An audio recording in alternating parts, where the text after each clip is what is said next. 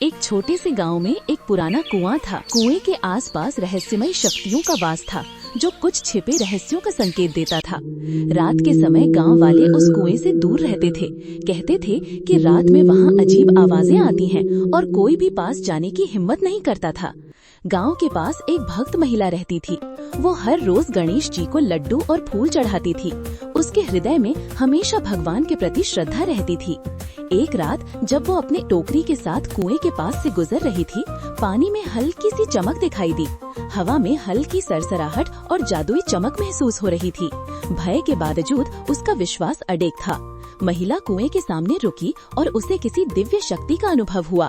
पानी रहस्यमय तरीके से चमकने लगा, जैसे कुएं उसे कोई पुकार रहा हो। उस रात उसने सपना देखा कि गणेश जी एक सुनहरी और तेजस्वी रूप में उसके सामने प्रकट हुए। उनके चारों ओर हल्के बादल और चमकती हुई रोशनी थी। उन्होंने उसे आशीर्वाद दिया और उसके हृदय में शांति और विश्वास भर दिया। अगले दिन सुबह महिला भक्ति भाव से कुएं के पास गई। उसने अपने हाथ में लड्डू लिया और उसे धीरे से पानी में डाला। पानी में हल्की लहरें उठीं और सूर्य की सुनहरी रोशनी में वो दृश्य और भी पावन लग रहा था। हर पल में एक दिव्यता महसूस हो रही थी। अचानक कुएं का पानी सुनहरी चमक से जगमगा उठा।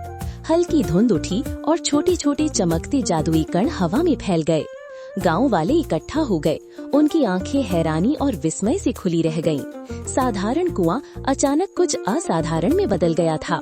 कुएं से धीरे धीरे एक शानदार गणेश जी की मूर्ति उठकर सामने आई। उसके चारों ओर सुनहरी चमक और जादुई रोशनी फैल गई। साथ ही एक कमजोर और बंधा हुआ व्यक्ति जमीन पर गिर पड़ा।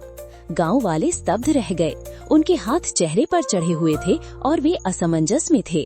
व्यक्ति ने हाथ जोड़कर आभार व्यक्त किया। वही महिला खुशी के आंसुओं के साथ प्रार्थना करती दिखाई दी।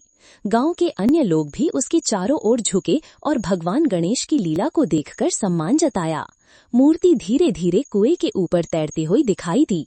उसकी सुनहरी रोशनी पूरे गांव में फैल गई। घर, पेड़ और खेत भी दिव्यता से जगमगाने लगे। कुआं अब फूलों और दीपकों से सजाया गया था और इसे गणेश कुआं कहा जाने लगा। गांव वाले खुशी खुशी वहां पूजा कर रहे थे और गांव में हर जगह शांति और भक्ति का वातावरण था।